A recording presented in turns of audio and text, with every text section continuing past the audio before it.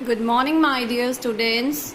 Today, I'm gonna tell you the new concept that is these and those. Before we start doing the new concept, let me recall you about this and that. You have done in the previous session this and that. Do you know when do we use this and that?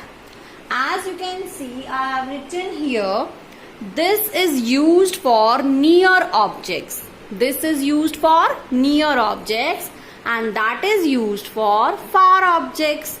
But both of these words, this and that, are used if we are talking about one object. If we are talking about one object, suppose I talk about this pen. This is one only. So I am going to use this. This is a pen. This is a pen. If I talk about my finger, this is a finger. This is a finger. So let's read here. Dash is a bird. I have written dash is a bird. So what you say? What shall come? This or that? Do you know bird is far away from us? If it is far away from us, we are going to use that.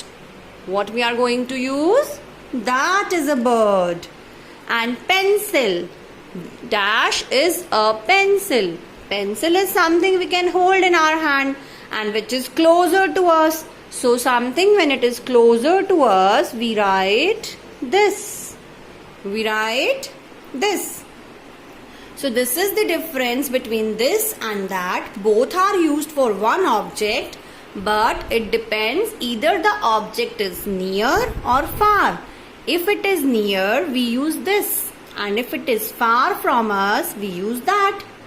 For example, if I say dash is a sun. Sun is near to us or far? Far. So what we will use? That is a sun. What we will use? That is a sun. And if I say dash is a bottle, it is in my hand. So what can I say? This or that? This. I will use this is a bottle. Alright. So if we talk about far objects, suppose I talk about moon. Dash is a moon. What I'm going to do? That is a moon. What I will use? That. So this was about this and that. And today we will learn about these and those. What we are going to learn about? These and those. They are used for many objects. Once we are talking about more than one object, we use these and those. These is used for near objects and those is used for far objects. So once the objects are far away from us, we will use those. And the objects, those who are near to us, that can be touched, that can be easily seen, they are these. They are these. Let's read. Dash are stars. So what you say? Stars are near or far? Far. So what we are going to use here is those. We will write those. Those are stars. Let's take another example now. Dash are fruits.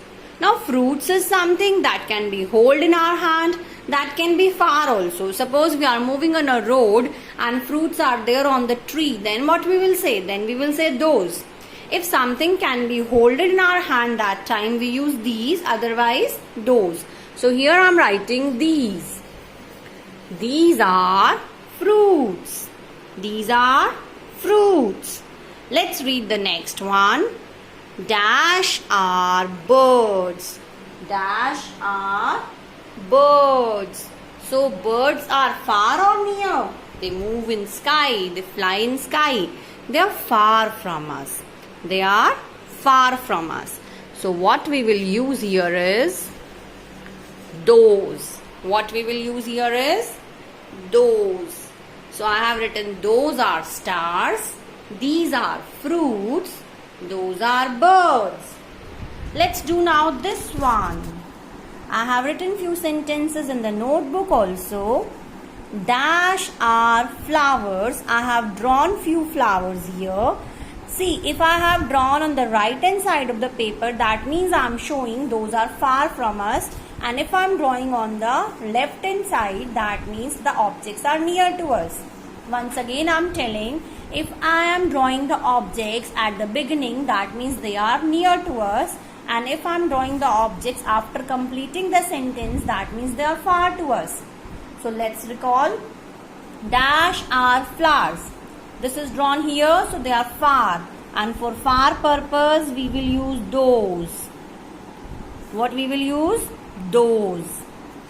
Dash are stars. Again the stars are far. We will again use those. Here I have drawn two glasses, and the glasses I have drawn on the left hand side, so it is near. This is showing near, so dash are glasses. What we are going to use here is these. What we are going to use here is these are glasses. Those are flowers. Those are stars. But these are glasses because glasses are near to me. So glasses, these. And here I have drawn pens. 1, 2, 3. I am drawing more than one. So they are pens. So what we will use? These or those? As I have drawn here. So it means it is near. And for near objects, what we will write? These. What we will write? These. These are pens. Dash are clouds. Now tell me, clouds are near or far? Clouds are far. They are in the sky. We can only see them, but from a great distance. So what we are going to use here is those. What we will write with clouds? Those. So, dear children, this is the concept of using these and those. Once again I repeat, these and those both we talk about to demonstrate, to show something. If we are pointing our finger like that towards the thing, we say these, those. See, I have put these markers here. So they are very near to me. I can touch them, I can see them. So I will use these. I will use these. But if I am telling you something, I am demonstrating, I am showing it to you. That's why I am pointing my finger to it. So once I am pointing my finger to show the objects, I will use these, those. And once the objects are near to me, I will use these.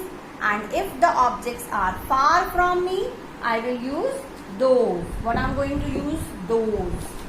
So this depends upon the distance of the objects we are talking about. Either it is far or near. But they should be many. We talk about more than one object. Only then we use these and those. And if we talk about only one object, suppose I am talking about this mug right now. This is only one. So for one object, what we are going to use is this or that. This or that. So if you talk about only one object, here is a band. This is one only. So for one object, what we will say? This or that. If it is near to me, I will use this, otherwise that. But these two words, these two, these, those, they are always used for many objects. They are always used for many objects, and we call many objects as plurals also. They are used with plurals. So once we talk about more than one object, we are talking about plurals, and with plurals we use these and those. So hope you like the concept and must be clear to you as well. If you still find any doubt, any query, you can contact me. Otherwise, you need to practice yourself. This is the next chapter of our English grammar. So practice it. Have a good day.